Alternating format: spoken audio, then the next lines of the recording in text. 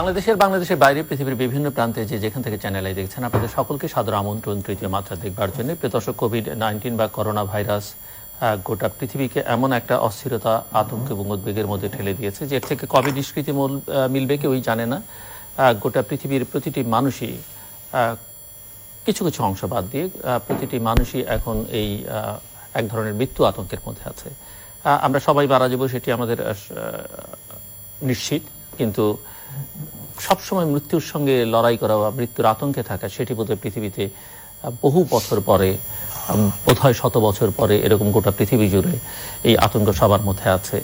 এবং এই ঝুঁকি কেবল এখন স্বাস্থ্যজনিত বা মৃত্যু ঝুঁকির মধ্যেই সীমাবদ্ধ নেই। এই ঝুঁকি এখন অর্থনৈতিক, সামাজিক, রাজনৈতিক, মনস্তাত্ত্বিক নানা ঝুঁকির মধ্যে ছড়িয়ে পড়েছে। আমাদের শিক্ষা ব্যবস্থা প্রায় হুমকির মুখে। সব মিলিয়ে এই কোভিড-19 বা করোনা নতুন এক বিশ্ব ব্যবস্থায় ঠেলে দিচ্ছে পৃথিবীকে। সেটি যেমন বলা হচ্ছে, তেমনি আমূল বদলে যাবে অনেক কিছুই। পুরনো ধ্যান ধারণা, পুরনো আচার আচরণ, পৃথিবীর সবকিছুই বদলে যাবে। কিন্তু কোথায় নিয়ে যাচ্ছে কোভিড-19 আমাদেরকে, এবং আজকের যে পরিস্থিতি সেটি বোঝার জন্য, বাংলাদেশের পরিস্থিতি এবং গোটা পৃথিবীর পরিস্থিতি বোঝার জন্য আমার সঙ্গে আজকে তৃতীয় মাত্রায় যোগ দিচ্ছেন তিনজন অতিথি। আমার সঙ্গে স্টুডিওতে বসা আছেন লিডারশিপ স্টাডিজ ফাউন্ডেশনের চেয়ারম্যান ডক্টর সিনহা আহমেদ সাঈদ। আমাদের সঙ্গে ঢাকার গুলশানের বাসা থেকে যুক্ত হচ্ছেন তত্ত্বাবধায়ক সরকারের সাবেক উপদেষ্টা এবং campaign for popular education executive director এবং education ওয়াচের member secretary Rasheda K Chowdhury. আমাদের সঙ্গে যুক্তরাষ্ট্রের ফিলাডেলফিয়া থেকে যুক্ত হচ্ছেন ড্রেক্সেল ইউনিভার্সিটির প্রফেসর এমিরিটাস এবং টেম্পল ইউনিভার্সিটির professor of medicine doctor Ziauddin Ahmed. এবং ডক্টর জিয়াউদ্দিন আহমেদ, বলে রাখা ভালো যে 5টি ডিসিপ্লিনে তিনি বিশেষজ্ঞ। স্বাগত আপনাদের সবাইকে স্টুডিওতে। ডক্টর জিয়াউদ্দিন আহমেদ, রাশেদা কে চৌধুরী এবং ডক্টর সিনহা আহমেদ সাঈদ। আমি ডক্টর জিয়াউদ্দিন আহমেদ আপনাকে দিয়ে আলোচনাটা শুরু করতে চাই। একটু শুনতে চাইবো সর্বশেষ যুক্তরাষ্ট্রের অবস্থা এবং আপনি যেখানটাতে আছেন ফিলাডেলফিয়ার অবস্থা কি? যুক্তরাষ্ট্রের অবস্থা এখনো পিকে যায় নাই। সবাই আশা করছে যে কিছুদিন মধ্যে পিকে যাবে, তারপরে আস্তে আস্তে কার্ভটা ফ্ল্যাট হবে। তো আমি আছি ফিলাডেলফিয়া এখনো নিউ ইয়র্কের মতো আক্রান্ত হয়নি, কিন্তু আমাদের ধারণা দেওয়া হয়েছে যে নিউ ইয়র্কের পরে ফিলাডেলফিয়াতে অনেক বড় রকমের ধরা পড়বে, যার জন্য বেশ কিছু হাসপাতাল, আমাদের টেম্পল ইউনিভার্সিটিতে করোনার জন্য আলাদা ব্যবস্থা করা হয়েছে, ট্রেন করা হচ্ছে যেন সবাই প্রিপেয়ার থাকে। আর সবচেয়ে যেটা অসুবিধা হচ্ছে নিউ ইয়র্কে আপনারা অনেকে পেপারে দেখছেন যে নিউ ইয়র্কে আমাদের এই আক্রান্তটা বেশি হয়েছে এবং বাংলাদেশের কমিউনিটি প্রচুর আক্রান্ত হয়েছেন এবং মারাও যাচ্ছেন। তো এসব নিয়ে আমেরিকাতে প্রত্যেকটা স্টেট, ম্যাসাচুসেটসে তারা ভাবছে আগামী 2 সপ্তাহের মধ্যে তাদের এখানে বিরাট মহামারী হবে। ক্যালিফোর্নিয়াতে হচ্ছে। তো সমস্ত আমেরিকাতে সব স্টেট না, বাট অনেক স্টেটে এটা যে একটা বড় ধরনের মহামারী হবে সেটা নিয়ে এখনো মানুষ উদ্বিগ্ন। সো ফিলাডেলফিয়ার ক্ষেত্রে এই আতঙ্কটা কেন, বা এই যে ফিলাডেলফিয়া কেউ ধরবে সেটি কেন মনে হচ্ছে? মানে এই পূর্বাভাস কোত্থেকে কিভাবে আসলো? এগুলো আসলে সায়েন্টিস্টরা স্ট্যাটিস্টিক্যাল অ্যানালিসিস করে কিভাবে পিক হবে, কোথা থেকে কোথায় যাচ্ছে, এটা তারা ট্রেন্ডটা দেখে বোঝে। কারণ এটা যখন প্রথম আসলো ইনসিম্পটোমেটিক ভাবে অনেকে জানি না, আমি একজনের সাথে কথা বলছি তার ভাইরাস আছে এমন হয়ে গেল। তো এসব কারণে প্রথমে কেউ টের পায়নি, ডাক্তারের টের পান নাই। যেমন এই জন্য অনেক ডাক্তার এফেক্টেড হয়েছে, নার্সের এফেক্ট হয়েছে, আত্মীয় স্বজন, বন্ধু বান্ধব, কলিগরা এফেক্টেড হয়েছে। তো যেহেতু আমরা জানি যে এক্সপোজার হওয়ার জন্য আস্তে আস্তে বাড়ছে এবং যেভাবে বাড়ছে ওইটা দেখে প্রেডিক্ট করা হয় যে এই শহরে কোন সময় গিয়ে হাইয়েস্ট হবে, কারণ যারা হয়ে গেছে এখন সবাই কোয়ারেন্টাইন মানে হচ্ছে আমার যদি হয়ে থাকে, আমি যদি 2 সপ্তাহ কোথাও না যাই তাহলে ভাইরাসটা আমার মরে যাবে। আমাদের লাইফ হচ্ছে 2 সপ্তাহ, আর আমি যদি বাইরে গিয়ে কাউকে কথা বলে কাজ করে দিয়ে দেই তাহলে ভাইরাসটা আয়ু বেড়ে গেল, সে আরো 2 সপ্তাহ আরেকজন পেল। এসব কারণে কোয়ারেন্টাইনের পরে এই নম্বরগুলো দেখে মনে করা হচ্ছে যে সার্টেন দিনের পরে পিক হবে বা কোন জায়গাতে এটা যাবে আগে এই ট্রেন্ড। এখানে একটা প্রশ্ন আমি জাস্ট আজকে আমার কাছে মনে হলো যে কোয়ারেন্টাইনের কথা বলা হচ্ছে 2 সপ্তাহ বা 3 সপ্তাহ থাকলে আপনি যেমনটা বলছেন যে মারা যাবে। ঠিক আছে, আমি এই আতঙ্ক থেকে বা আমাকে সন্দেহ থেকে আমি কোয়ারেন্টাইনে থাকলাম এবং আমি সুস্থ হলাম, কিন্তু আবার 14 দিন পরে আমি তো ঘরের বাইরে যাচ্ছি, তো সে সময় তো আমি আবার এই ভাইরাস আমার মধ্যে ঢুকতে পারে বা যে কারোর মধ্যে ঢুকতে পারে।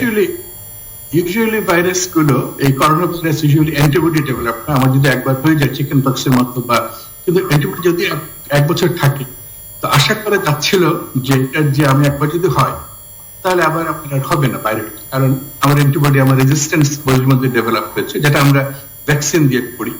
তো এটা বলা হচ্ছে, যদিও কিছু প্রশ্ন উঠছে কোরিয়াতে বা চায়নাতে, যে কিছু কিছু তারা দেখছে যে কমার পরে আবার ইনফেকশনটা দেখা যাচ্ছে, তারা শিওর না যে এটা কি তাদের ভিতরে যেটা সুপ্ত ছিল এখনো এক্সক্রিট হয় নাই, সেই ভাইরাসটা আবার কিছুক্ষণের জন্য জাগলো না নতুন ইনফেকশন, এটা এখনো শিওর না। তবে সায়েন্টিস্টরা আশা করছেন যে যারা এক্সপোজড হয়েছেন, অসুস্থ যারা হয়েছেন, তাদের ডেফিনেটলি অ্যান্টিবডি হবে। যারা মাইল্ডলি ইনফেক্টেড হয়েছেন, হালকা সিমটমস, তাদেরও হয়তো অ্যান্টিবডি হবে, কিন্তু ওই অ্যান্টিবডি এনাফ কিনা, এনাফ লেভেল এখনো। আরেকটা প্রশ্ন করে আমি রাশেদা চৌধুরীর কাছে যাচ্ছি যে আমাদের বাংলাদেশে যে পরিমাণ মারা গেছেন, তার চাইতে বাইরে প্রবাসী বাংলাদেশিরা বিভিন্ন দেশে অনেক বেশি মারা গেছেন। যুক্তরাষ্ট্রের সংখ্যাটা সবচেয়ে বেশি, এবং যুক্তরাষ্ট্রের ভেতরে যারা মারা যাচ্ছেন বিভিন্ন দেশ, মানে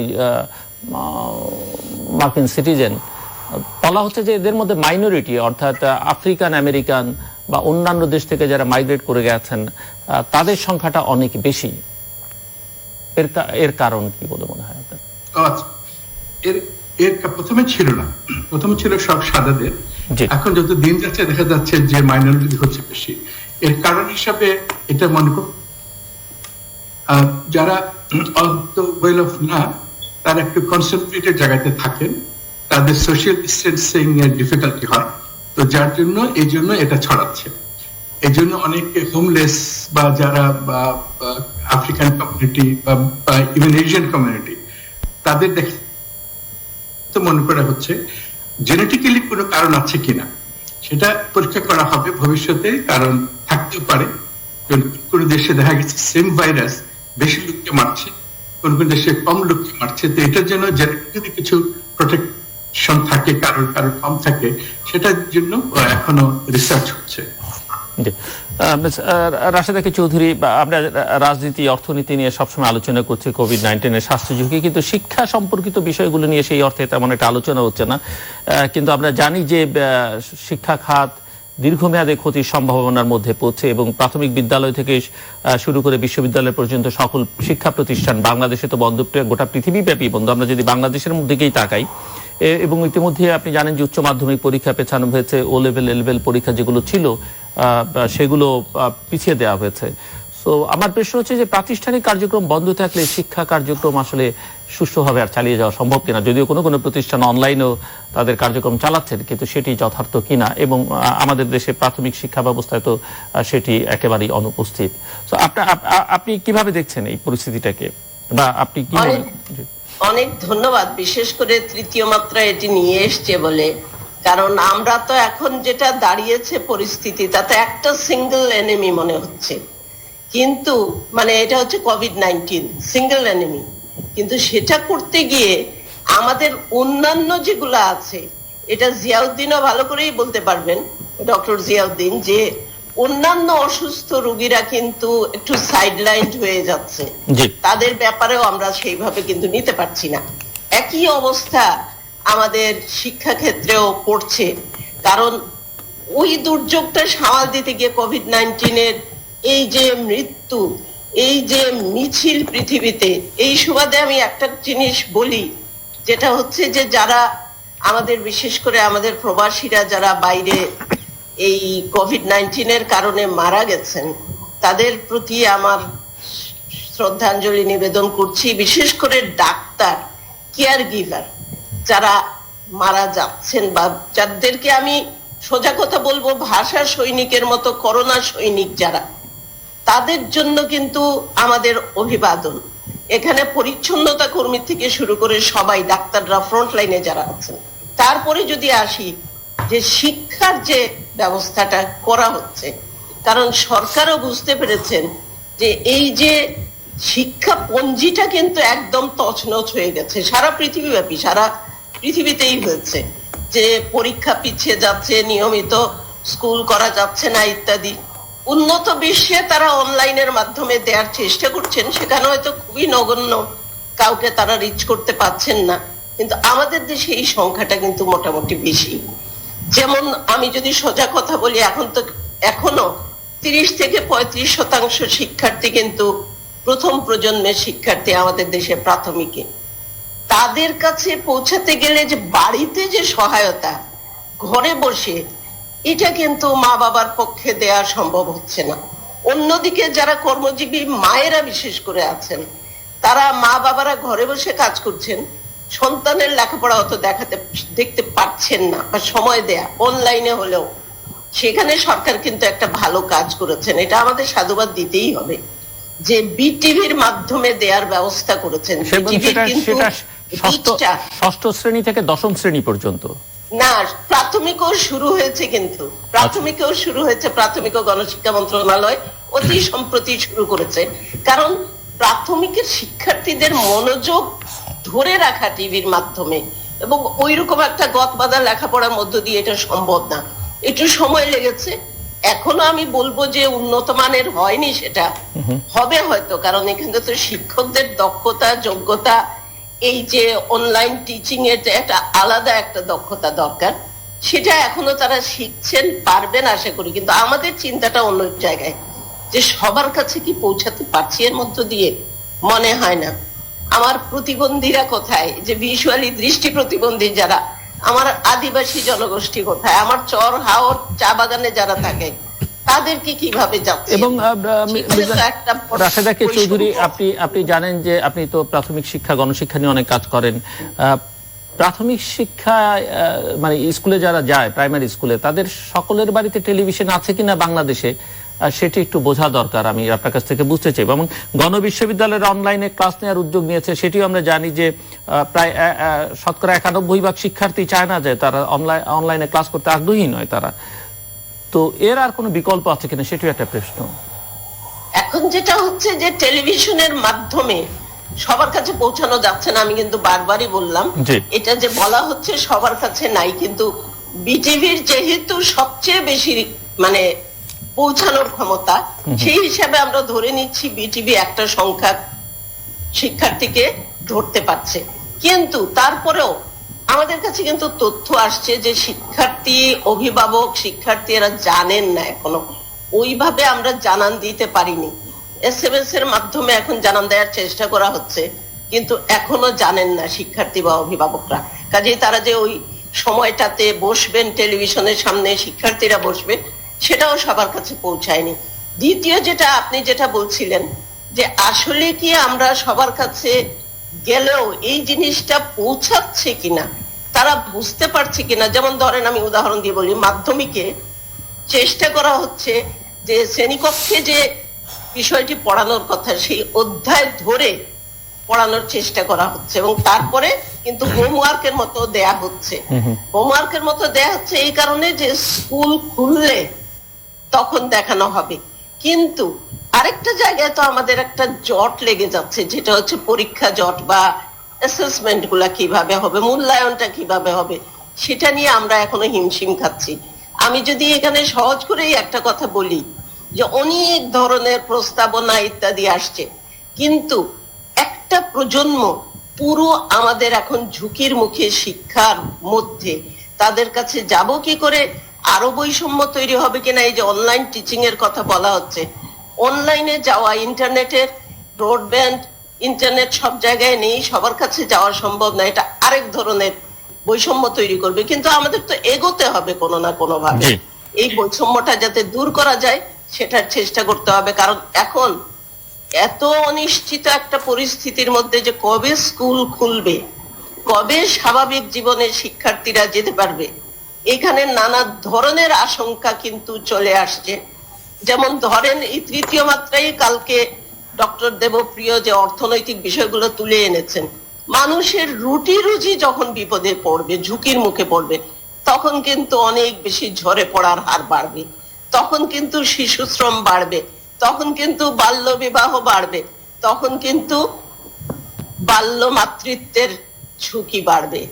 এই বিষয়গুলো মাথায় রেখে এই শিক্ষার্থীদের স্কুলে ধরে রাখা কি করে যায়, এটা আমাদের এখন একটা মানে অগ্রাধিকারের জায়গায় আনতে হবে। একদিকে তো সমগ্র জনগোষ্ঠীকে বাঁচানো, তাদের খাদ্যের ব্যবস্থা করা, নিরাপত্তার ব্যবস্থা করা, আর তারপরে হচ্ছে আগামী নতুন প্রজন্ম যাতে পিছিয়ে না পড়ে শিক্ষার দিক থেকে।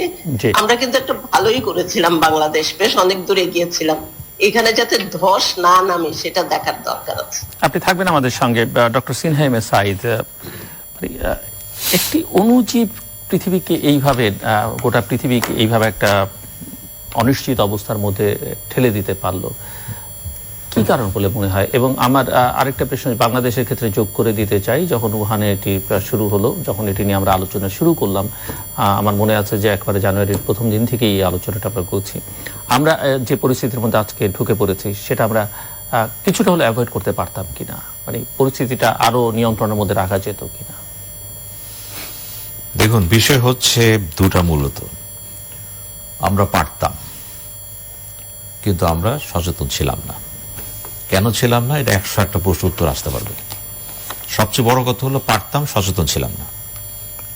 এখন ঘটনা যা ঘটার ঘটে গেছে, যেটা ঘটে গেছে সেটা নিয়ে আলোচনা আমরা যতই করি না কেন সেটা হবে না।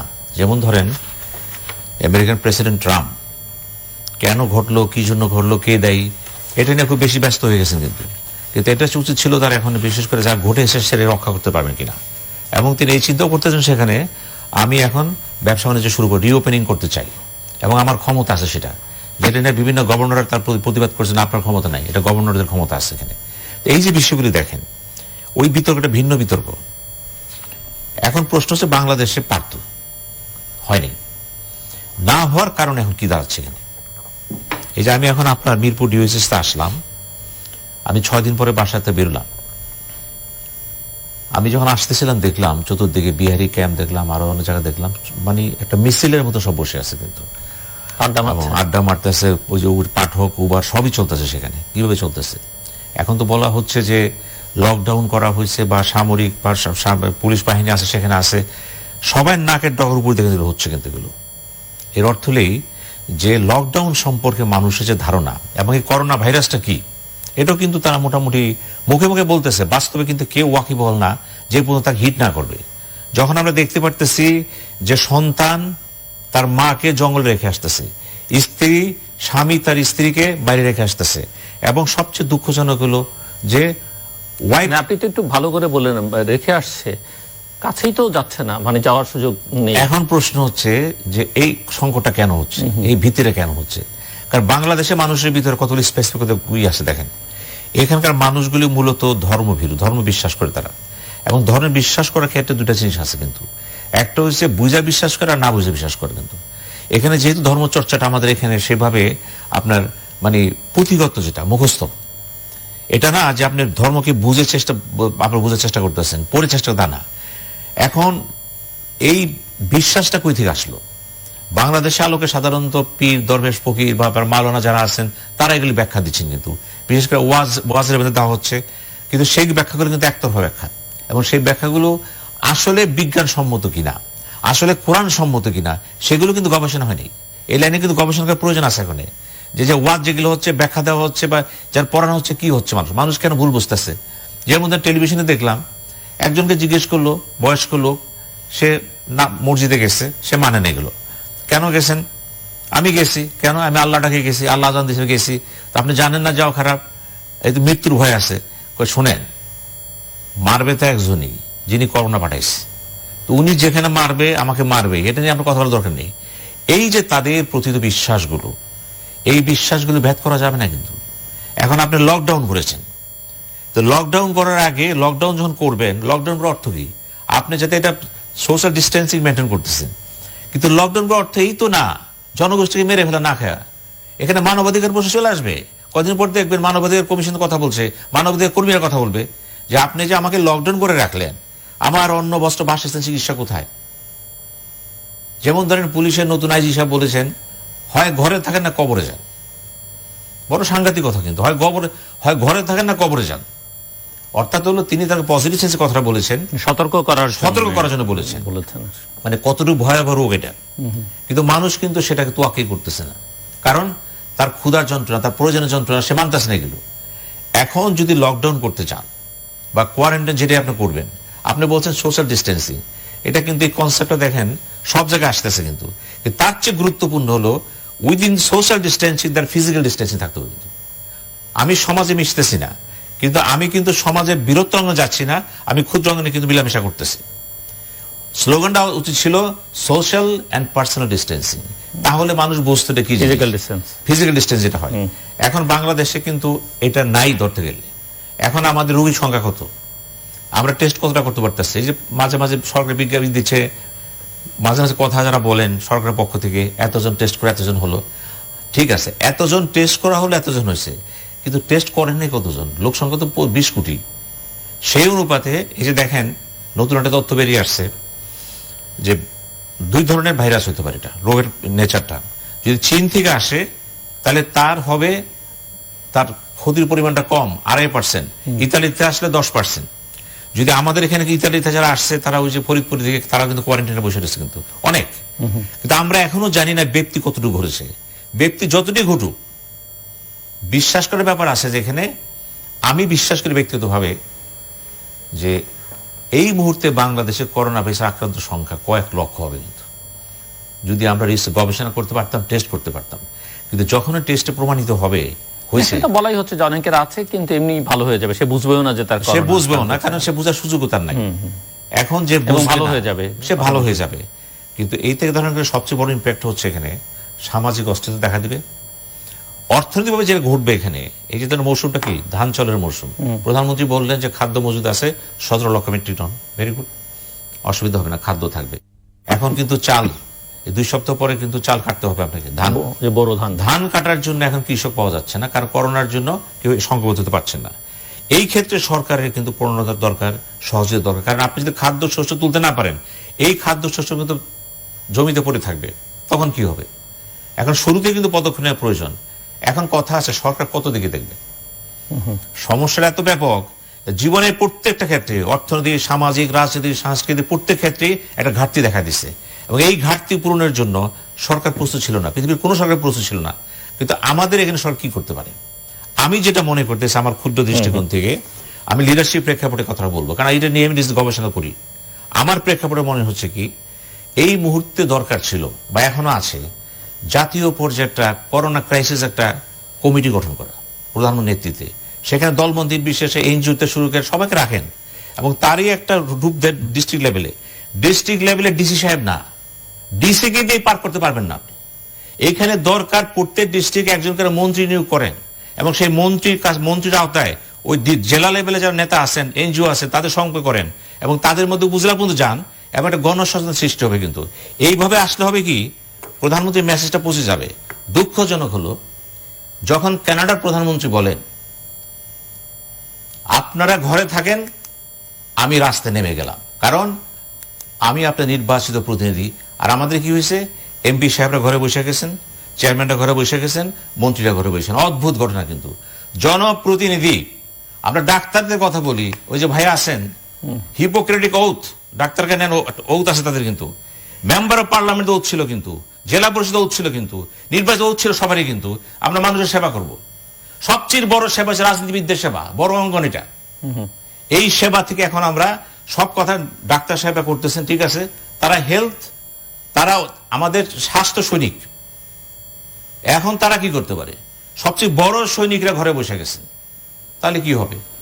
সরকারের তরফ থেকে আমার যেটা মনে হচ্ছে কিছুটা স্ট্র্যাটেজিক্যাল ভুল হয়ে গেছে। এখনো সময় আছে।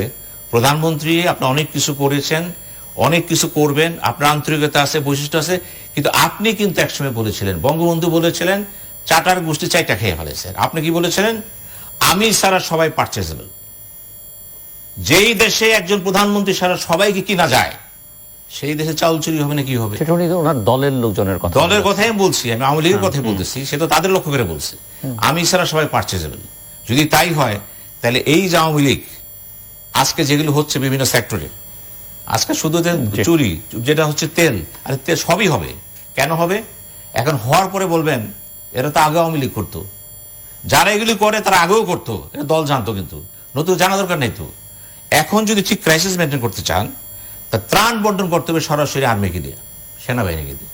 ত্রাণ বন্টন সেনাবাহিনী করবে, উপরে কমিটি থাকবে, ডিস্ট্রিক্ট লেভেলে মন্ত্রী নিয়োগ করতে হবে, সেখানে কমিটি থাকবে, এবং এই কমিটিতে যারা আসবে থাকবে সবার সমন্বিত প্রচেষ্টা। করোনা ফাইটটা কোনো দলীয় না, রাজনৈতিক না, এটা সম্পূর্ণ একটা ফাইট, যে ফাইটে পুরা জাতি এক কণ্ঠ এক স্বর করোনার বিরুদ্ধে আমাদের লড়তে হবে, আমাদেরকে বাঁচতে। পাশাপাশি আসবো আবার আমি আপনার কাছে, যে পাশাপাশি কি এক লাইনে, পাশাপাশি এক লাইনে বলেন। দেখেন, নরেন্দ্র মোদী যে বক্তৃতা দিলেন, উনি কি বললেন? উনি সবাইকে অনুরোধ করলেন ঘরের দরজায় লক্ষ্মীর চিত্র ছবি এঁকে রাখেন। খেয়াল করেন কিন্তু। ইতালিতে বললেন আমার যা করার আমি করেছি, আকাশে তাকায় আছি।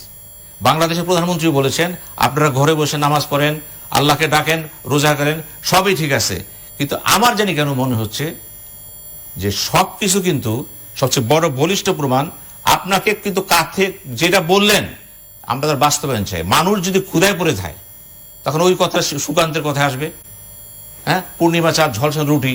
কারণ ক্ষুধার্ত লোককে যত আইনই করেন না কেন সে মানবে না, কারণ ক্ষুধার আইন হচ্ছে বড় আইন, সে হচ্ছে আমাকে ভাত দাও। জি, ডক্টর জিয়াউদ্দিন আহমেদ, আপনি শুনছিলেন ওনাদের কথা, আপনার কোনো বক্তব্য থাকলে আপনি নিশ্চয়ই বলবেন। এবং আমি একটু প্রশ্ন করতে চাই যে এখন সম্মুখ সারির যোদ্ধা বলা হচ্ছে করোনার বিরুদ্ধে, অদৃশ্য শক্তির বিরুদ্ধে চিকিৎসকদের, এবং চিকিৎসক অনেকেই মারা যাচ্ছেন, যুক্তরাষ্ট্রে মারা গেছেন, বাংলাদেশেও একজন চিকিৎসক মারা গেলেন, অনেকে অসুস্থ হয়েছেন। সো আপনারা আসলে এই লড়াইটা কিভাবে করছেন যুক্তরাষ্ট্রে, এবং সেটি একটু আমাদের জন্যও, বাংলাদেশের জন্য সেই অভিজ্ঞতা একটু শোনা দরকার। যদিও অনেকে আবার এই কথা বলেন যে যুক্তরাষ্ট্রের অভিজ্ঞতা আমরা কেন নেব, ওরা তো মোটেই নিয়ন্ত্রণ করতে পারছে না।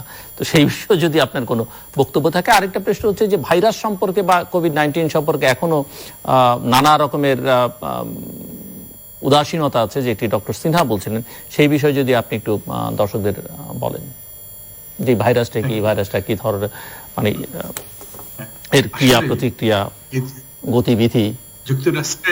যুক্তরাষ্ট্রের যে ফেল হয়েছে এটা কোনো সন্দেহ নাই, কারণ ট্রাম্প যেটা দিল্লিতে শুরু করে, এটা কোনো সন্দেহ নেই। কেউ যদি অ্যাকিউজ করে আপনারা ভুল করেছেন, এটা কিন্তু হিয়ার ইজ এ পয়েন্ট। এখানে যেটা পয়েন্ট যেটা হচ্ছে, ডাক্তাররা বা হেলথ কেয়ার ওয়ার্কাররা, নার্স এবং এভরিবডি ইন হেলথ সিস্টেম, তারা কিন্তু এটাকে নিচ্ছে সিরিয়াসলি। পলিটিক্যাল বা অন্যভাবে যেভাবে ইউজ হোক না কেন, এখানে একটা জিনিস আছে যে সবাই জানতেছে, যেমন আমাদের কোনো টেস্ট করতে দিচ্ছে না ডাক্তার। যদি আমার টেস্ট পজিটিভ হয় অ্যাসিম্পটোমেটিক, তাহলে আমাকে কোয়ারেন্টাইনে পাঠাতে হবে। আমি যদি পাঠাই তাহলে হাসপাতাল বন্ধ হয়ে যাবে, কারণ আমার সাথে আমার ডিপার্টমেন্টকে পাঠাতে হবে। তো অনেকভাবে ডাক্তাররা এটা জানে, যেহেতু যে অসুস্থ হচ্ছে না, কাশি বা জ্বর, তারা কিন্তু কাজ করছেন। আরেকটা জিনিস যেটা বলতে চাচ্ছিলাম, যে পিপিই বা এসবও এডুকেট ছিল না, তার মধ্যে তারা রিইউজ করছেন। যেমন N95, আমার মেয়ে একজন ক্রিটিক্যাল কেয়ার অ্যাটেন্ডিং ইউনিভার্সিটি পেনসিলভেনিয়ায়, তার যে মাস্ক যেটা N95, ওটা সে এক সপ্তাহ ধরে ইউজ করছে। কেন ওটা নাই?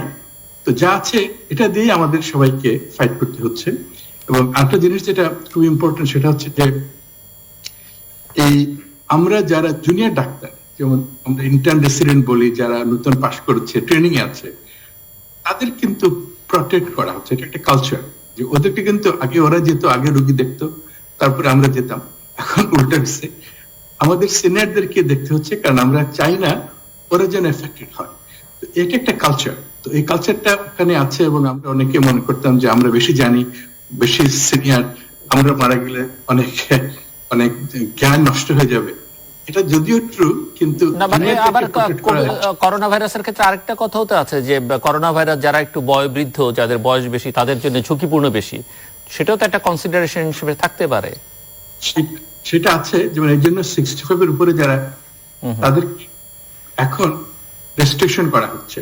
আগে যে তাদেরকে কেউ রেস্ট্রিকশন করা হয়নি, গত 2 সপ্তাহ থেকে আইন হয়েছে যে তারা কম দেখবে, কিন্তু জুনিয়র একদমই দেখবে না। এটা ঠিক যে এটাও করা হচ্ছে, এবং যারা অসুস্থ, ইমিউনোসাপ্রেসড, মনে আছে প্রেগনেন্ট মেয়ে আছে আমাদের ইয়াং, তাদেরকে আমরা দিচ্ছি না। তো এই ধরনের অনেকভাবে কিন্তু ডাক্তাররা বা নার্সরা তারা যাচ্ছেন, রিস্ক নিয়ে যাচ্ছেন, ফ্যামিলিতে না যে হোটেলে থাকছেন, বিশেষ করে নিউ ইয়র্কে এক্সস্টেড হয়ে যাচ্ছেন। তো এই কালচারটা এখানে হচ্ছে, যেটা আমরা দেখছি, এবং দেখে মনে হচ্ছে যে যেহেতু আমরা ডাক্তার হয়েছে, যেমন যুদ্ধক্ষেত্রে যদি আমি মিলিটারি ট্রেনিং নেই, যুদ্ধক্ষেত্রে তো আমাকে মরার জন্য যাইতেই হবে। যদি ডাক্তার নার্স হই, এই সময় তো আমাকে নিতেই হবে। আমি জানি এটাতে আমার মৃত্যু হতে পারে, কিন্তু মৃত্যু তো পেশেন্টের হচ্ছে। তো এইসব অনেক ব্যাপার আছে যে আমেরিকাতে এটা একটা কালচার যদি হয়ে যায়, তখন এটা নিয়ে কেউ আর কথা বলেন। তো সেইভাবে মোটামুটি হচ্ছে। আর করোনা ভাইরাস সম্বন্ধে যেটা আমরা জানছি নতুন নতুন, সেটা হচ্ছে যে এটার স্প্রেডটা আগে মনে করা হতো যে কফ থেকে এটা মাটিতে পড়বে বা অন্য কোনো সার্ফেসে পড়বে, আমাদের হাতে লাগবে, আমরা এটা নাকে দিব। এখন যে হাওয়ার মধ্যে যেটা আসে, সেটা দেখা যাচ্ছে যে বেশ কমন। যদি এটা একটা ছোট মধ্যে যদি আমি আইসোলেশনে থাকি, আমার 2টা বেডরুম বা 1টা বেডরুম, আমি এখানে কাশি বা ওখানে আমার বাচ্চা বা আমার ওয়াইফেরা অন্য কেউ থাকে, ঘরের মধ্যে যদি ভেন্টিলেশন না থাকে, জানলা খোলা না থাকে, তাহলে ওটা বাতাসের মধ্যে দিয়েও নাকে দেখা গেছে যে বাথরুমে, আমরা মনে করি বাথরুমে কেন যাচ্ছে, পায়খানা দিয়ে এটা স্প্রেড হয়। এবং যখন আমরা ফ্লাশ করি, ওই যে স্প্যানের যেটা নাড়াচাড়া হয়, ওইটা ভাইরাস বাতাসে উড়ে যায়। তখন আমার পরে যে বাতাসে যে ঢুকবে বাথরুমে, সে কিন্তু টাচ না করে ওইটা সে ইনহেল করবে। এক ধরনের নতুন ভাবে। এবং একটা জিনিস যেটা হচ্ছে যে অনেক ওষুধ কাজ করছে, অনেক ওষুধ কাজ করছে না। এবং ভাইরাসটা আগে খালি মনে করতাম লাংসে, এখন দেখা যাচ্ছে এটা ব্লাডে, যে হার্টে, কিডনি, অর্গানে এটা এফেক্ট করছে।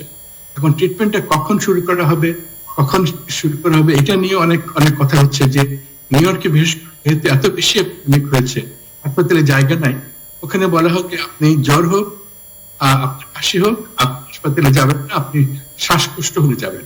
যার জন্য অনেকে দেখছে যখন শ্বাসকষ্ট হয়, যখন গেছে তখন ডাক্তার বলছে আপনি তো লেট করে ফেলছেন, কোনটা লেট কোনটা আর্লি এখন আমরা জানি। ট্রিটমেন্টটা যেটা দেওয়া হচ্ছে আপাতত, সেটা কি বাসায় থাকলে দেওয়া ভালো, হাসপাতালে গেলে দিলে টু লেট, এটা আমরা জানি।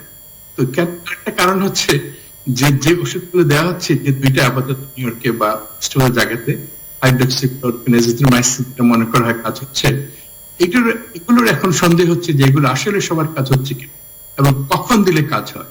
এখন হচ্ছে যে আর্লি দিলে, বাসায় থাকতে দিলে হয়তো বেটার হবে, কারণ হাসপাতালে যখন দেওয়া হচ্ছে তখন দেখা যাচ্ছে যে খুব একটা কাজ হচ্ছে না। আরেকটা জিনিসের ইম্পর্টেন্ট, সেটা হচ্ছে যে ভেন্টিলেশন। আমরা ভেন্টিলেশন নিয়ে অনেক চিন্তা ভাবনা করছি। এখন যারা ভেন্টিলেটর যাচ্ছে, তারা 75% কিন্তু তারা পাচ্ছেন না। নিউ ইয়র্কে এরকম তারা চাচ্ছে, ডাক্তাররা অবাক হয়ে দেখছে যে অক্সিজেনেশন যেটা আগে বডিতে 80% হলে আমরা রেসপিরেটর দিয়ে দিতাম, এখন তার অবাক হয়ে দেখছে যে আরো কম এই পেশেন্টটা কিন্তু শ্বাসকষ্ট হচ্ছেও, কিন্তু স্টেবল। কারণ রেসপিরেটর তারা ভেন্টিলেটর দিচ্ছেন না অনেক ইমার্জেন্সি রুমে। তারা বলছে যে আমরা নতুন করে শিখছি, নতুন ডাক্তার শিখছি, আগের বুদ্ধিতে এটা হবে না, এটা এআরডিএস, এটা লাংসের যে প্রসেস, এটা ডিফারেন্ট দেন আমরা যেটা আগে দেখেছি। এবং টিউব না দেওয়ার জন্য তারা হাই অক্সিজেন দিচ্ছেন শেষ পর্যন্ত।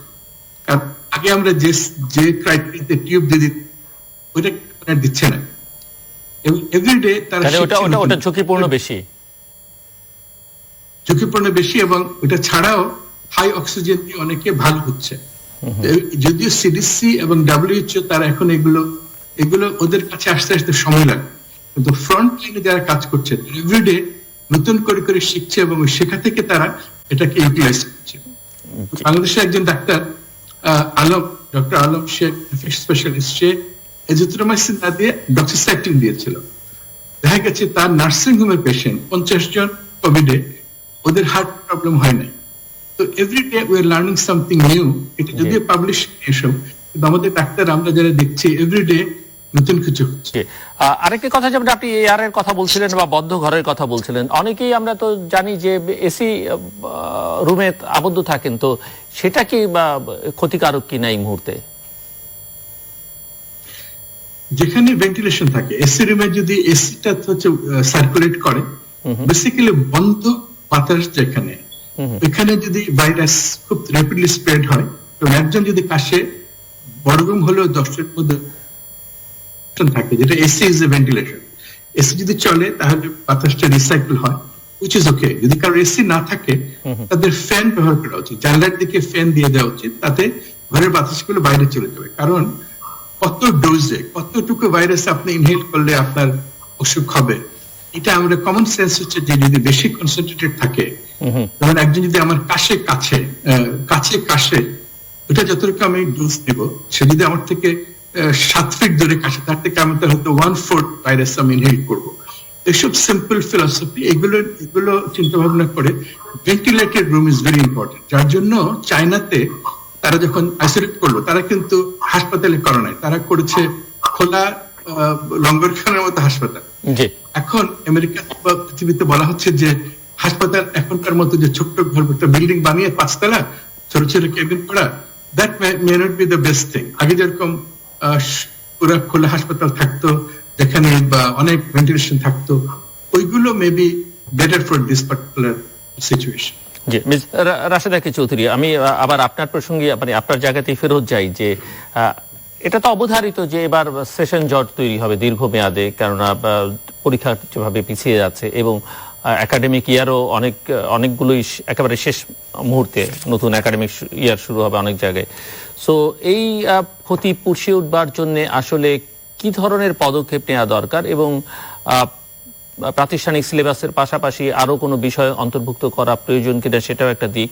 এবং আমরা বলছি বটে যে আমরা ডিজিটাল বাংলাদেশ, কিন্তু অনেক জায়গায় এই ডিজিটালাইজেশনের ছোঁয়া লাগেনি, তো সেটাও একটা বড় চ্যালেঞ্জ। এবং আরেকটি বড় চ্যালেঞ্জ হচ্ছে যে আমাদের এখানে 3 ধরনের পাঠ্যক্রম, 3 ধরনের শিক্ষা ব্যবস্থা। তো এই 3 ধরনের শিক্ষা ব্যবস্থা এই সংকট মোকাবেলার জন্য একই পদ্ধতি তো কার্যকর হবে না, বা হচ্ছে কি না? আমরা প্রথমেই তো বাসটা মিস করেছি। এটা হয়েছিল আমাদের সংবিধানে যে ইউনিফর্ম টাইপ অফ এডুকেশন বলা হয়েছিল, তারপরে ক্ষুদ্রতে ক্ষুদ্র শিক্ষা কমিশনের সেটা এসেছিল, কিন্তু বাস্তবতা বর্তমানে যেটা যে মোটা দাগে আপনি যেটা বললেন 3 ধারার শিক্ষা, একটি হচ্ছে মূল ধারা, আরেকটি হচ্ছে ধর্মীয় ধারা, আর আরেকটি হচ্ছে ইংরেজি মাধ্যম। এই 3 ধারার শিক্ষার মধ্যে তো নানা ধরনের বৈষম্য আছে। এখন আমরা যে পরিস্থিতির মধ্যে পড়েছি সেখানে এই বৈষম্যগুলো মাথায় রেখেই আমাদের কিন্তু উত্তরণের পথ খুঁজতে হবে। আমরা অতি সম্প্রতি এই ঘটনাগুলো গত 1 সপ্তাহের মধ্যে 35টি উপজেলায় শিক্ষক এবং যারা কাজ করছেন জানতে চেয়েছিলাম, বিশেষ করে বেসরকারি সংগঠনগুলা কে কি করছেন, কিভাবে উত্তরণ সম্ভব। শিক্ষকরা মূলত যেটা বলতে চেয়েছেন, শিক্ষক সংগঠনগুলা তারা যেটা বলতে চেয়েছেন যে সিলেবাসটাকে কাটছাট করে মূল্যায়নের জায়গাটা সঠিক রাখতে হবে এবং পরবর্তীতে এটা যাতে এই আপদকালীন পরিস্থিতির থেকে উত্তরণের পরে পরবর্তীতে যাতে এটাকে অ্যাডজাস্ট করা যায়, সেইভাবে আমাদের পুরো পরিকল্পনা সাজাতে হবে। দ্বিতীয়, তারা যেটা বলেছেন বর্তমানে যে কোনো মূল্যে শিক্ষার্থীদের রিচ করার প্রয়োজন আছে, কিন্তু তার সাথে আমি ডক্টর সিনহা যে কথাটা বলেছেন, পেটে খিদে থাকলে শিক্ষা তো দূরের কথা, ঘরের কাজেই তো কাজ করা মুশকিল হয়ে যাবে। সেই জায়গায়ও কিন্তু শিক্ষা মন্ত্রণালয় বা প্রাথমিক মন্ত্রণালয়ের দুটো খুব ভালো মেকানিজম আছে। একটি হলো তারা কিন্তু স্টাইপেন্ড বিতরণ করেন, মায়ের কাছে যায় SMS এর মাধ্যমে, মোবাইল ব্যাংকিং এর মাধ্যমে, সেটার আওতায় এবং পরিধি বাড়ানো, এইভাবে ত্রাণ বিতরণের নানা ধরনের কারচুপি হচ্ছে আমরা দেখতে পাচ্ছি। সরাসরি অর্থটা দিয়ে দেয়া, বিশেষ করে এই তথ্যটা তো আছে কোন শিক্ষার্থীর ঘরে কি অবস্থা, এটা তো আমাদের উপজেলা শিক্ষা প্রশাসনের কাছে আছে।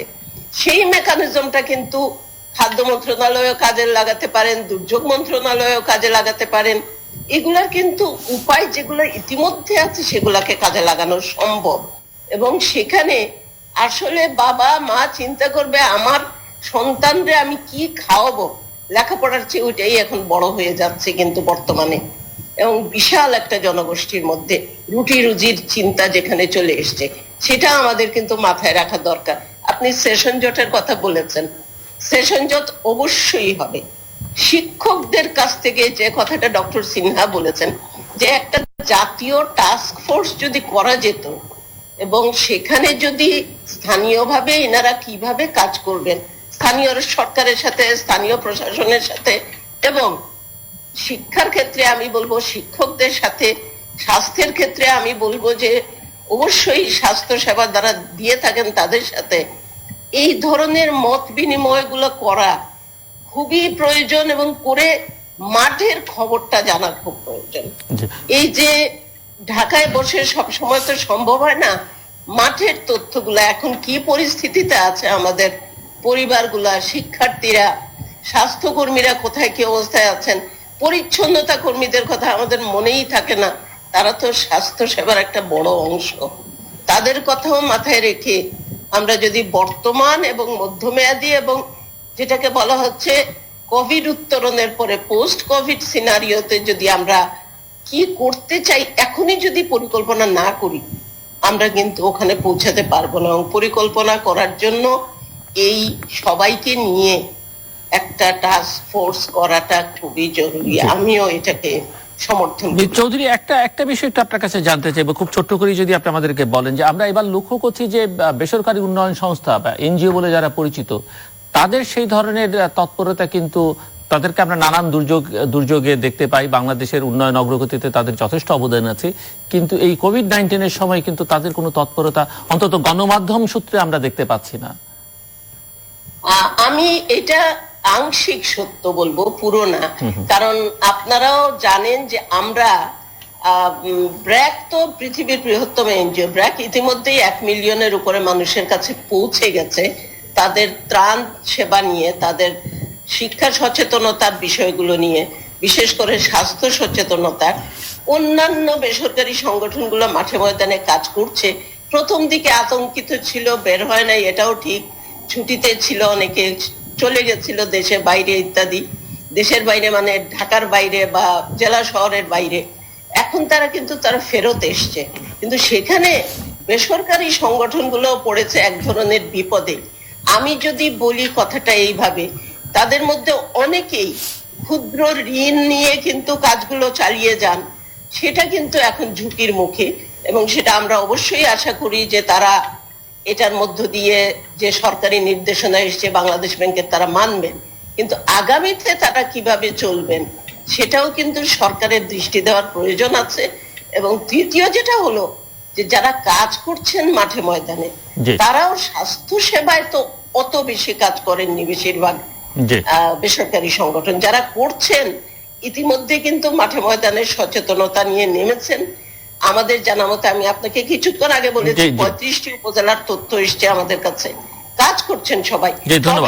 দুটো জিনিসের অভাব আছে, সমন্বয় এবং বিশেষ করে সরকারের সাথে সমন্বয়। ডক্টর সিনহা আহমেদ সাঈদ, প্রধানমন্ত্রী প্রায় 96,000 কোটি টাকার প্যাকেজ ঘোষণা করেছেন এবং আপনি ইঙ্গিত করছিলেন, যেটা মির্জা চৌধুরীও বলছিলেন, যে পেটের ক্ষুধা থাকলে আসলে কোনো কিছুই আর নিয়ন্ত্রণে থাকবে না। সো সংকটটা পৃথিবীব্যাপী অর্থনৈতিক সংকটটাই তীব্র হবে সেটি মনে হচ্ছে, এবং এই অর্থনৈতিক সংকটের সূত্র ধরে আসলে সামাজিক সংকট তৈরি হবে। এই যে আইসোলেশন, কোয়ারেন্টাইন, ডক্টর জিয়াউদ্দিন হয়তো পরে এই বিষয়ে তার কাছ থেকে শুনতে চাইব, এটি মানুষের মনোজগতে একটা বড় সংকট তৈরি করবে বলে অনেকেই মনে করেন। এবং এই যে দীর্ঘ সময় ধরে এক ধরনের আতঙ্কের মধ্যে বসবাসের কারণে সর্বক্ষণ, সেটিও মানুষের মনস্তত্ত্বে একটা বড় পরিবর্তন আনবে। তো সব মিলিয়ে আসলে আপনার কাছে কি মনে হচ্ছে যে কি কি ঝুঁকি আমাদেরকে নিকট ভবিষ্যতে মোকাবেলা করতে হতে পারে? আমি বাংলাদেশের কনটেক্সটে আলোচনা করতে চাইছি, এবং সেই সঙ্গে একথাও বলা হচ্ছে যে নতুন এক বিশ্ব ব্যবস্থায় পৃথিবী প্রবেশ করছে, পুরোনো জায়গায় ফেরত যাবে না, পৃথিবীর অনেক কিছুই বদলে যাবে, পলিটিক্যাল রেজিমগুলো নানা রকমের প্রশ্নের মুখে পড়বে, নানা রকমের সমস্যা তাদেরকে মোকাবেলা করতে হবে, জনরোষ তৈরি হতে পারে। তো নানান কিছু বলা হচ্ছে। আবার এই কথাও ঠিক যে এই যে অর্থনৈতিক সংকট মোকাবেলায় আমরা হয়তো এই সব সংকট মোকাবেলার জন্য নানান আর্থিক সংস্থা, আন্তর্জাতিক, তাদের দিকে তাকাবো, বড় বড় দেশ যারা আমাদেরকে উন্নয়ন সহযোগী, তাদের দিকে তাকাবো, কিন্তু প্রত্যেকেরই তো অবস্থা, নিজের ঘরের অবস্থাই ভালো না। মানে এমন একটা অবস্থা তৈরি হচ্ছে যে মার্কিন যুক্তরাষ্ট্রের আসলে আমাদের মতো দেশের দিকে তাকাবার সুযোগ থাকবে না। ইউরোপীয় দেশগুলোর এই সুযোগ আর অন্তত আগামী কয়েক বছরের জন্য থাকবে না, কারণ তাদের নিজেদের সংকট মোকাবেলাই তাদেরকে করতে হবে। সো একটু ছোট করে যদি আপনি সব মিলিয়ে আমাদেরকে বলেন। এখানে দুইটা জিনিস খুবই গুরুত্বপূর্ণ আপনার বক্তব্য অনুযায়ী দেখতেছি। একটা হচ্ছে আমাদের চিন্তা, বাংলাদেশ আমাদের দুটো, একটা হচ্ছে আমাদের করোনার বর্তমান অবস্থা, ভবিষ্যৎ অবস্থা, এটা কতদিন কন্টিনিউ করবে, মানে কোভিড-19 ভাইরাস কতদিন কন্টিনিউ চলাফেরা করবে আমাদের।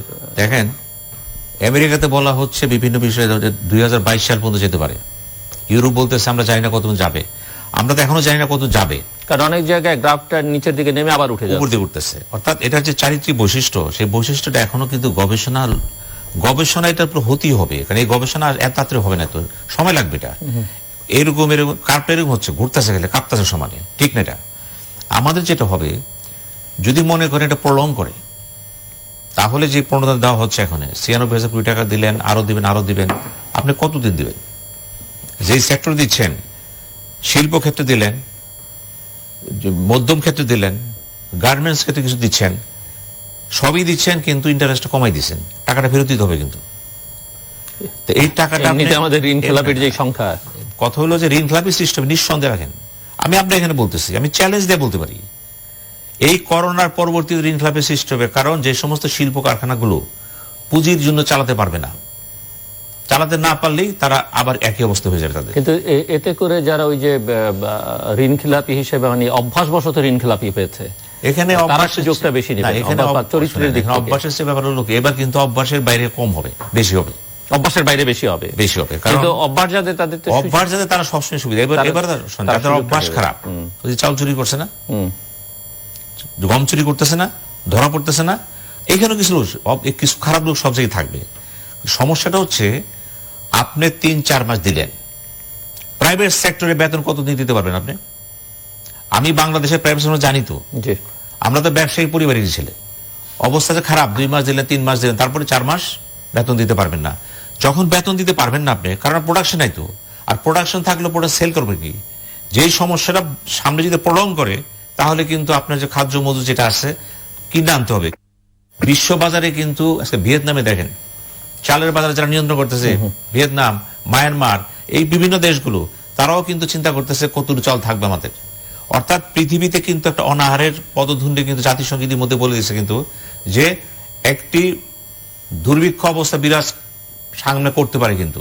তা আপনাকে সবকিছু বিবেচনা করে করোনা এত উলটপালট করে দিয়েছে, সারা পৃথিবীকে তছনছ করে দিয়েছে কিন্তু। কে ধনী কে গরিব এখন বোঝা যাচ্ছে না কিন্তু।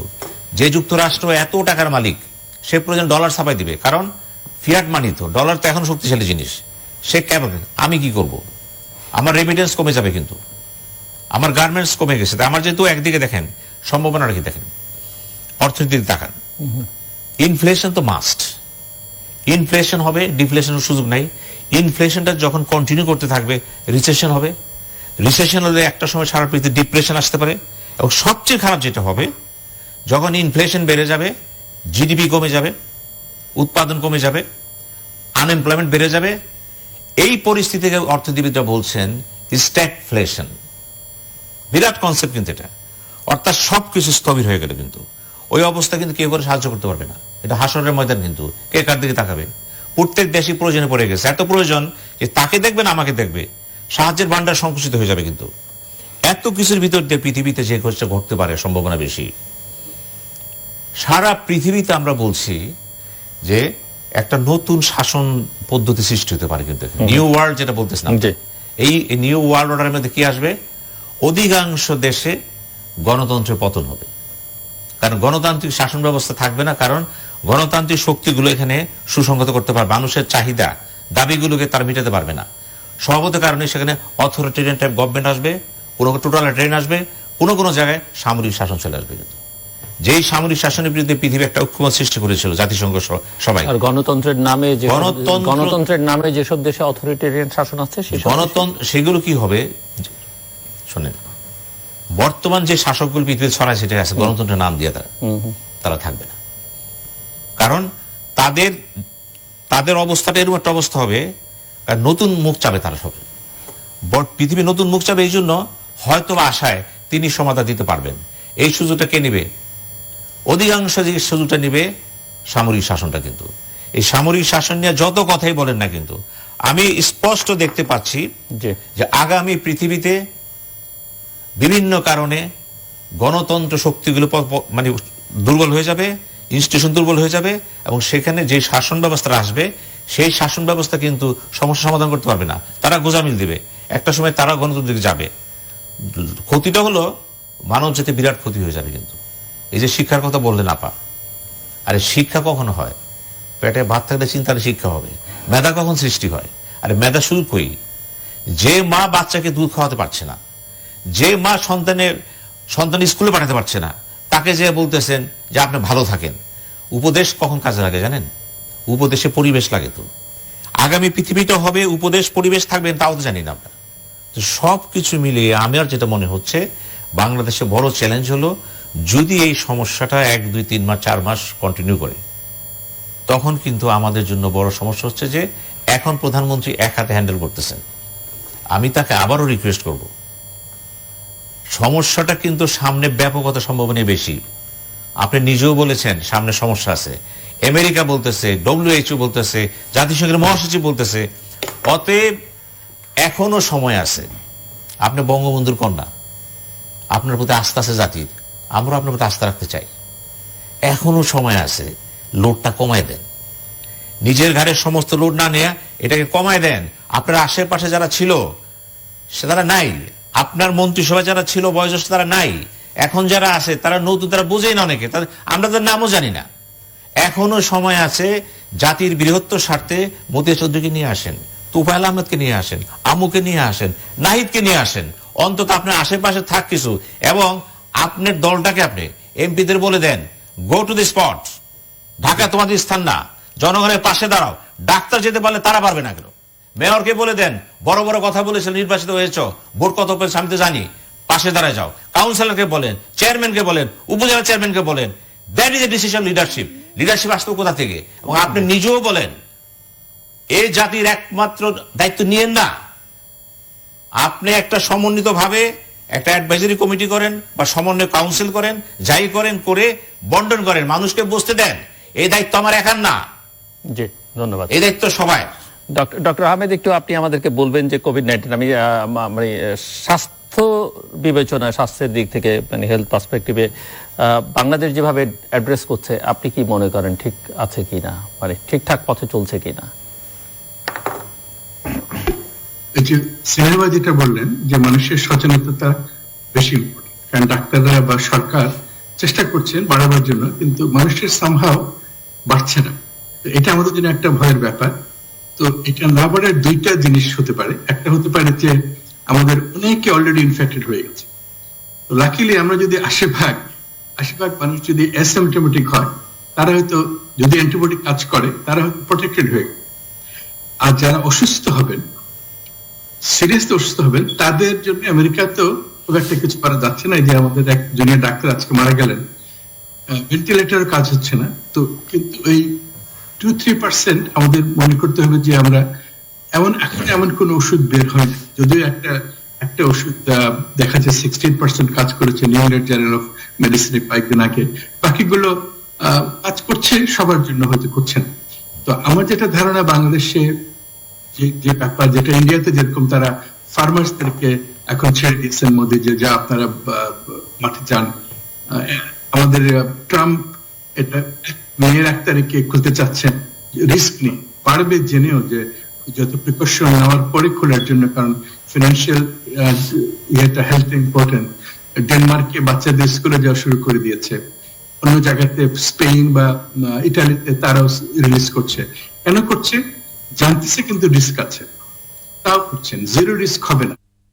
তো আমাদের যদি কালচার ডেভেলপড হয়, আমরা যদি জানি কখন আমরা একজন আরেকজনকে জীবনে মাস্ক পরবো, হাত ধোবো, বা যেগুলো প্রিকশন ওইগুলো মানবো, সেগুলো আমেরিকাতে তাই করা হবে। এবং আরেকটা জিনিস যেটা হচ্ছে, যেটা আমি জানি না, অ্যান্টিবডি টেস্ট। অ্যান্টিবডিটা হচ্ছে যে ইনফেকশন যদি হয়ে তারপরে একটা প্রতিরোধ ক্ষমতা আছে কিনা সেটার জন্য একটা টেস্ট।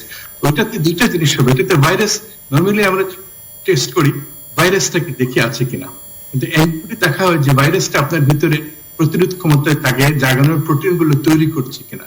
তো দুইটা জিনিস আছে। যদি একটা প্রোটিন হলে মনে হয় যে আপনার রিস্ক ইনফেকশন হবে, ওইটা হলে আপনি এখনো রিস্কি, আপনি বাইরে যাবেন।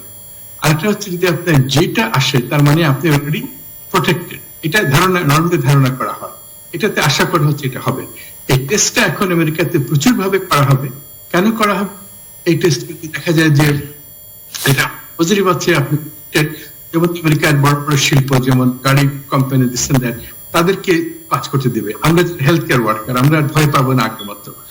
বাংলাদেশে হয়তো গার্মেন্ট ফ্যাক্টরিতে এখন তারা কাজ করছেন, এখন কাজ করছেন না, কিন্তু বাংলাদেশে এটা একটা ব্যাকবোন। এটাতে যদি 50% কমিয়ে সোশ্যাল ডিস্টেন্সিং করে অ্যান্টিবডি টেস্ট করে যদি করা যায়, তাহলে এটা একটা ফিজিবিলিটি চিন্তা করতে পারে। তো এসব মিলে যে, আর আমি দেখছি আরেকটা যেটা সিনেমা হচ্ছে যে লোকালি, যেমন গভর্নর আমেরিকাতে প্রত্যেক স্টেটের গভর্নররা তারা বলতেছে we know how to handle our Trump সাহেব যাই বলুন না কেন। ঠিক এরকম যেমন সিলেটে একটা হাসপাতাল, শামসুদ্দিন হাসপাতাল, করোনা হাসপাতাল করা হয়েছে, কিন্তু ওখানে তেমন ইকুইপমেন্ট নাই। কেন নাই? Government it's not possible immediately সবখানে দেওয়া। ওইখানে অনেকেই, যেমন আমি আমার শালা, সে প্রায় তিন সপ্তাহ আগে তাকে রিকোয়েস্ট করে সে প্রায় 10,000-এর মতো পিপি বা মেডিকেল সে অনেকখানে দিয়েছে। কারণ গার্মেন্টরা ওখানে ভয় পায় যে কোন কাপড়ে হবে না, এসব ডিবেটে অনেক ডিলে হয়ে গেছে। এখন যেটা হচ্ছে যে একটা প্রাইভেট হাসপাতালের যে অর্গানাইজেশন, তাদেরকে আমরা বলা, তারা এখন একসাথে মেয়র টেয়র মিলে দে আর মেকিং এ ডিসিশন যে how we can handle Covid patient গুলো আমাদের ওখানে।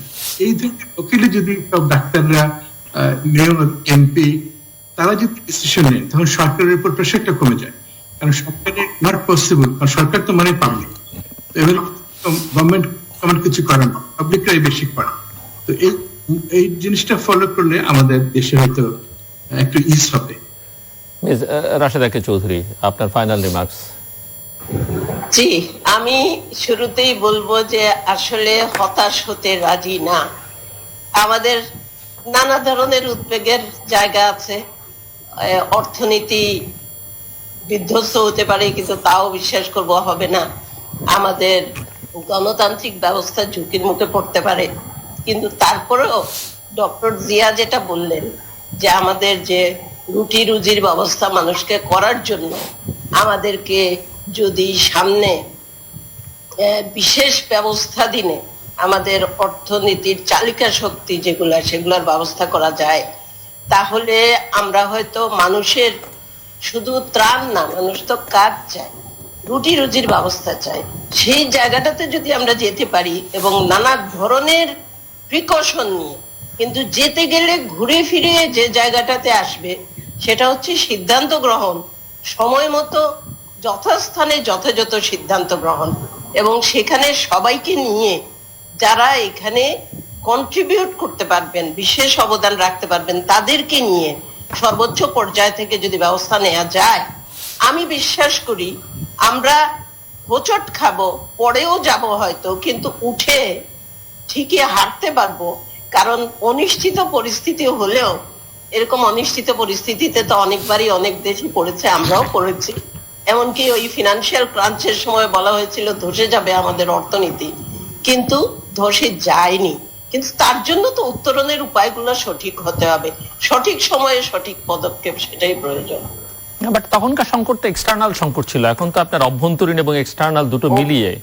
এবং যেটা হচ্ছে আসলে মানুষের রুটি রুজির সাথে কিন্তু বারবারই এই কথাটাই আসে, জীবিকার সঙ্গে সম্পর্কিত। ডক্টর সিনহা বলেছেন যে আসলে পেটে খিদে থাকলে তো আপনি শিক্ষা বলেন, স্বাস্থ্য বলেন, সবই তো ঝুঁকির মুখে পড়বে। কাজে ওই জায়গাটাতে সাময়িক ব্যবস্থা হলেও আমাদের করতে হবে ধীরে ধীরে। জি, আমরা একেবারে শেষ মুহূর্তে জাস্ট 30 সেকেন্ডস। আমি শুধু একটা ফার্সি বয়াত দিয়ে শেষ করে দিই। জি, ওয়াক্ত জরুরাত চু নামানত গরিজ, ওয়াক্ত জরুরাত চু নামানত গরিজ, দস্তে বেগিরাত সারে শিম শিরে তেজ। প্রতিপক্ষকে ঘায়াল করার জন্য কিছুই থাকে না যোদ্ধার, তখন প্রতিপক্ষের ধারালো তরবারির মাছটাকে হাত দিয়ে ঠেকানোর চেষ্টা করে। আমি বিশ্বাস করি যদি প্রধানমন্ত্রী জাতীয় স্বার্থের নিরিখে, বৃহত্তর জনগোষ্ঠীর স্বার্থের নিরিখে সঠিক সিদ্ধান্ত নিয়ে আগাতে পারেন, তাহলে আমাদেরকে ওই পর্যায়ে যেতে হবে না। জি, অনেক ধন্যবাদ ডক্টর সিনহা সাইদ, ডক্টর জিয়াউদ্দিন আহমেদ এবং মিস রাশেদা কে চৌধুরী আমাদের সঙ্গে এই আলোচনায় অংশ নেবার জন্য। দর্শক, কথা হচ্ছিল কোভিড-19 বা করোনা ভাইরাস এবং এর নানান ক্রিয়া প্রতিক্রিয়া, পার্শ্ব প্রতিক্রিয়া নিয়ে, এবং পরিস্থিতিটা আসলে ভয়াবহ, শুধু বাংলাদেশের জন্য নয়, গোটা পৃথিবীর জন্য। এবং আমাদের শিক্ষা ব্যবস্থা তছনছ হবার পথে, অর্থনীতি চরম হুমকির মুখে, এবং সবচেয়ে বড় কথা হচ্ছে যে মানুষের জীবিকা এবং ক্ষুধা, সেটি বড় সংকট হয়ে দেখা দেবে আগামী দিন, এবং সেটি আসলে আমাদের সামাজিক, রাজনৈতিক, অর্থনৈতিক গোটা ব্যবস্থাকেই আমূল ঝাঁকুনি দিবে। এবং এই মুহূর্তটাকে আসলে যেহেতু লড়াইটা একটা অদৃশ্য শক্তির বিরুদ্ধে, আমার অতিথিরা বলছেন যে এটাকে বিশেষ মুহূর্ত হিসেবে বিবেচনা করতে হবে এবং বিশেষ ব্যবস্থা নিতে হবে। অন্য সময় এই ধরনের পরিস্থিতি যে ধরনের ব্যবস্থা নেওয়া হয় বা সংকট মোকাবেলার জন্য সেই সব ব্যবস্থায় আসলে এবার চলবে না, যে বিশেষ রকমের ব্যবস্থা নিতে হবে। জাতীয় টাস্কফোর্স করবার কথা বলেছেন, সমন্বয় একটা বড় সংকটের কথা বলেছেন সরকারের ভেতরে, এবং সরকারের সঙ্গে অন্যান্য শক্তির যে সমন্বয়, সেই সমন্বয়ের জায়গাটা নিশ্চিত করতে হবে। এবং সব কথার মূল কথা যে ঘরে থাকতে হবে, নিরাপদে থাকতে হবে, দূরত্বে থাকতে হবে। এবং আমরা যারা সংবাদ মাধ্যমে কাজ করছি, আমরা আছি, চিকিৎসকরা করছেন, সশস্ত্র বাহিনী, আইন শৃঙ্খলা রক্ষাকারীর বাহিনীর সদস্যরা মাঠে কাজ করছেন, অনেক সেবা প্রতিষ্ঠানের লোকজনরা মাঠে কাজ করছেন, এবং আমরা সবাই করছি কিন্তু আমাদের জন্য, আপনাদের জন্য। কাজে আপনারা ঘরে থাকবেন সবাই, এটাই অনুরোধ, নিজের জন্য, আমাদের জন্য এবং আপনার পরিবারের জন্য। দর্শক, আমাদের সঙ্গে থাকবার জন্য অসংখ্য ধন্যবাদ। আপনাদের সবার জন্য শুভকামনা।